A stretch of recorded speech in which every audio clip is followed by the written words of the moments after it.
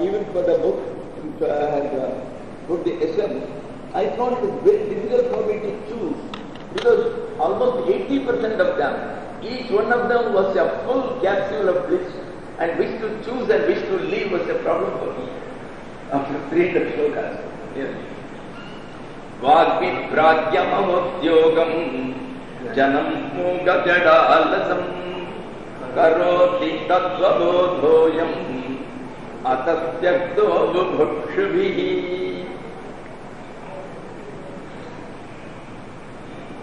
He speaks of a beautiful state which a person reaches after getting that self-knowledge or that self-illumination. Atma Bodha. Supposing a person, a seeker, before attaining that highest stage of consciousness, he was an eloquent speaker. He could talk nicely for hours together. That is called a Vagvi. Vagvi means a man who had the gift of speech, the gift of the gab, who could talk very well. Prajna means a very intelligent and wise man who can talk very logically.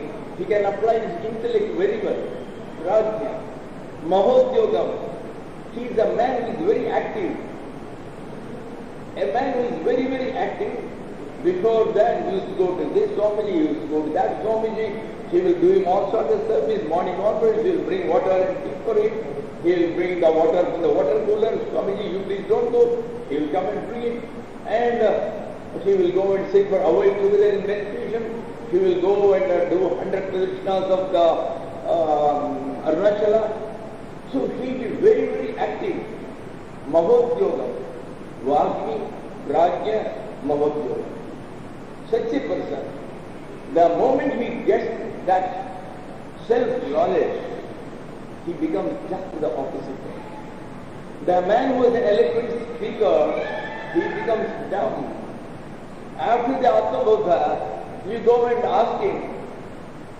Before that, you go to him for hours together, he will tell you what all he has learned, what should be done. He will be giving you various instructions. But when once it has come, you go and ask him, Mom. Mom is the word, he will talk. There have been many, many occasions when people used to lot of questions from Bhagavan. There have been many occasions where Bhagavan never bothered to answer at all. He will keep quiet. The beauty of it is, many got the solution to their problems in their very silence. They all went away. And even if Bhagavan talked, often it so happened, people had gone with various questions in their mind. They didn't have the opportunity to put it before him. Just when they went and sat, Bhagavan was talking on the very subject on which he had doubts, and his doubts got clear. Several times this has happened. So, when this Atma Bodha, this self-knowledge, makes a person who is an eloquent speaker to become absolutely dumb, Mukha. Then, the man who is very wise, a man who is highly intellectual, he becomes, after the Atma Bodha, he will look dull. He will look as if he is inner, as if he is a dullard who knows nothing. You ask him, Swami, can you tell this one what this means? He will not be able to understand life. He will look, he is a dullard. He doesn't even understand my question. How is he going to answer? That's what he will think. This is all apparent. Then, Mahodyogam, a man who is extremely active before getting this self-knowledge. After he got this self-knowledge, he is just at one place. He doesn't move. At another place, he is going to say, that person is a master idler. Alasa Shiromani, he is going to call him. He will be the master idler. What is the difference between an idle man and this type of idleness? This is a type of idleness where he is fully conscious. He has got that alert passiveness, as I was telling you yesterday. The other one, it is the passivity of the bow lying aside and the arrow lying aside. The other one is just like the bow, it has been drawn and ready for action, but it doesn't move. it remains static. That is the alert activity. So he is just like that. He is full of consciousness. The other man is not conscious at all. And secondly, an idler, however important, whatever that may come, he may not do any actions at all. He may not even like to eat. It seems there is an idle man. There are two idle people. The one was telling the other, yeah, it becomes a big problem to go all the way from the room to the dining hall and take meal. I wish there is a machine where if I just put on the switch, the things will come into my mouth. The other idler said, what are you talking, yaar? Who is going to go on the putting on the switch and off? So it's a better idea. So here is a master idea. A man who has been very active, he becomes absolutely inactive. He becomes lazy like. Mukha jadala comes out. You see, this is a very strange, it's a very revolutionary idea, because we have all been told the opposite of it. There is a sloka which says that Mukam karoti vatalam mandum langhayate. The same thing comes in a beautiful song also, which says द्वार दया का जब तू खोले पंचम स्वर में दूंगा गाई. Oh Lord, when the door of your compassion is opened, a man who is down from birth, he begins to sing at the highest pitch. पंचम स्वर में दूंगा गाई. अंधा देखे लंगड़ा चलकर काशी पहुंचाए. So a man who is blind, he can begin to see. A man who by birth has been lame, he begins to walk up to the mountains and he reaches Kashi, all the way from Tiruvannamalai. He can. So this is all the result of the grace. What cannot the grace do?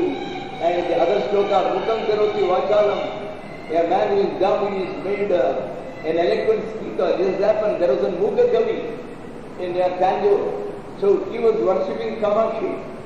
Kamakshi gave him the gift of a poet. He began to sing on the mother and he sang 500 slokas, which is called Mukha Panchashati. And then the mother asked him, whom do you want? Mother, with the mouth which has sung your hymns of praise, I don't want to talk again. Please make me dumb once more. That is what he wanted.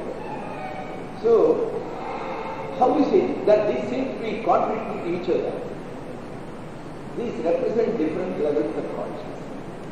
See, unfortunately, whenever you describe a state which is indescribable, a state which is beyond words, you have to go to the nearest, and sometimes it so happens that they look contradictory, but they are not. These are all the different levels of consciousness. Even a Jivan Mukta state, if you see, we have got some books in our stall. One is called Advaitin. Then other one is called Kaivalya Navanitam. These are two small books, but they contain beautiful questions and answers between the Guru and the disciple. Very beautiful. They are from some very old manuscripts like, and Bhagavan himself has praised them like, and that's why they are available here. In one of them, as well as in Yoga Vasishta, it is said, there are 7 levels of consciousness in Jnana. There is called the Sapta Bhumika. There are 7 levels. When you start from the lowest level, there are 7 levels. Out of it, the last 4 levels, they are all of the Jivan Mukta. But there is difference between one and the other. The one is called Brahmavid. The second level out of the 4, last one is called Brahmavid. Brahmavid is Jivan Mukta. The next one is called Brahmavid Variyan. He is also a Brahmanista. He is also known the ultimate. The third one is called Brahmavid Varishta. So, Like that you have got 4 levels. Why then the difference? The difference is in their behavior. We have seen ever so many saints, we have at least read about them. There was Mahanandamayi. There was Ramakrishna Paramahamsa. Our Bhagavan Ramana was there. But were all the 3 the same in their method of behavior at all? No. Ramakrishna Paramahamsa was fond of singing. He was always trying to get a lot of singing and all. They used to sing and dance. I don't think our Bhagavan ever danced. So, there is a lot of difference. Mahanandamayi was in a different category because she used to sing. But all the 3 were at the highest level of Jivan Mukta. But then they say, it is all because of the prarabdhas. But again, the prarabdha doesn't exist for a Jivan Mukta, we say. But according to the seer, the prarabdha exists. This is what the Shastras say. The prarabdha may not be for the person, but then you are seeing, so you are getting illusion. So in that illusion, you are seeing that Bhagavan is having some cancer in the hand and all, but you never had for that. Otherwise, Ramakrishna Paramahamsa, it was not possible for him to get up. It was just a few days before his final exit. And even to turn him up from one side to another, some 2 people will have to catch hold of him and turn him from one side to another. And just a few days before his final exit, one day evening, there is nobody in his room. He suddenly gets up, very briskly walks down the few steps in the staircase, and he just goes fast into the garden where his disciples were all just relaxing. After having been night and day attending on him, they were all relaxing. He just goes fast. The first one to spy him was from Girish Ghosh. He comes and does Sarthak Namaskar. He asks him, hey, who am I? You are the Girish Sachidananda, what else are you? And that is called the Kalpalata day or something. That is, on that day, whoever asked anything, he granted them. Whatever they wanted, he granted them, and that is being observed even now every year. That is called that Kalpataru day or something like the Kalpataru day it is called. Even now they are observed. So that is what happened. Then a man who was in the last stage of cancer, who was unable to move, how can he get up and go? So the entire thing is only an illusion for us, that's all. That's all we can say. Because as Bhagavan himself has said, there is no prarabdha for such a person. But for us, when you look at it, it looks as if it is a prarabdha, or you can say it is a drama, meant for his own purpose, to teach us, that's all. Say, look here, I am having such a cancer and I don't murmur even, and you fellows just have a headache for 2 days and you make all the turmoil in the world, and you say that you have to go immediately to Madras, you ring up a doctor in Madras to find out what could be done, you are having this, Nimusalite is not working, you go on asking. This is what happens. But these are all meant for teaching to us, that's all. So, Vagvipragya Mahodyogam, a man who is a great scholar and who is an eloquent speaker, one who is highly intellectual, who is very wise, and a man who is extremely active, Mugajalasam Karoti, Ayam Tattva Bhodaha, this ultimate knowledge, Tattva Bhodaha, this knowledge of the ultimate, of the absolute, what happens is, it makes such a person as dumb, dull, inert, and absolutely lazy life. This is what happens. See, I'll give you an example. Raja Bhartaviri was a great king, a king of great merit. Finally, he got disappointed with the world, and he renounced his entire kingdom and goes as a beggar. He belongs to Nath Sampradaya.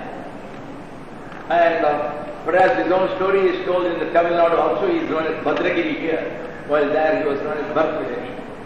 They tally in a way, or to some extent. This Bhartaviri had gone to a Siligandri tree. Suddenly he saw before him, just a little distance away, a beautiful diamond, a very big diamond of the highest nature. He had been not only an ordinary king, he had been a convoiser of diamonds. He knew the proper diamond. The moment he sees, he need not even take it in his hand. The moment he saw, he knew it's one of the most valuable diamonds in the world. whereas bigger than the Kohinoor. Then it is just a matter of he could have just bent down and extended his hand, he could have picked up, that's all. But he was so lazy, alas, he didn't. He was just looking at it. He was a man who had got the highest knowledge about diamond. He knew about it, but it looked as he thought that it was only a stone. He was simply sitting, looking at it, that's all. He never bothered. So a prajna became a jada. A man who has got such a high knowledge of diamonds, he was sitting as if he knew nothing. Then, Mahodyogam, a man who had been very active in his days as a king, but now he was not prepared to extend his hand even. That's how he was sitting. He never bothered, he never exclaimed, he never bothered about it, he was just looking at it and he was sitting at his own place. Then, two warriors, they were coming in the march. One fellow just saw this diamond, he said, hey, that diamond is mine. Immediately the other said, no, I saw it first, the diamond is mine. So both the fellows were quarreling with each other, and finally they drew their swords, fought and killed each other. And they were talking with each other in an abusive way.